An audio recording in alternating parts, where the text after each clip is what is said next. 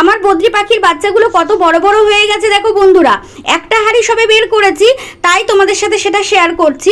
এখানে 6টা বাচ্চা আছে। তো আমার বরের কঠোর পরিশ্রম আর আমার একটু বুদ্ধি, তার জন্যই বাচ্চাগুলো এখনো এই পর্যন্ত বড় বড় হয়েছে, কিন্তু শেষ রক্ষা হলো না।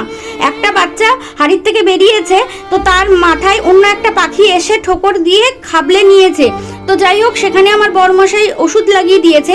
একটা মানুষের বাচ্চাকে যেভাবে নারিশ করতে হয়, তার থেকেও বোধহয় এই বাচ্চাগুলোকে বেশি করে নারিশ করতে হয়। এদের নাকে পটি লেগে থাকে, যার জন্য এরা নিঃশ্বাস না নিতে পেয়ে মরে যায়।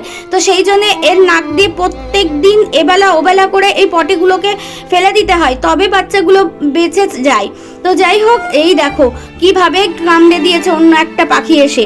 সকলে আশীর্বাদ করো বন্ধুরা, যেন আমার পাখির বাচ্চাগুলো ভালোভাবে সুস্থ হয়ে হাড়ির থেকে বেরিয়ে উড়ে বেড়ায় আমার কলোনিতে। দেখা হচ্ছে নেক্সট মিনি ব্লগে। আর পাখির বাচ্চার জন্য সকলে একটা লাইক করে দিও।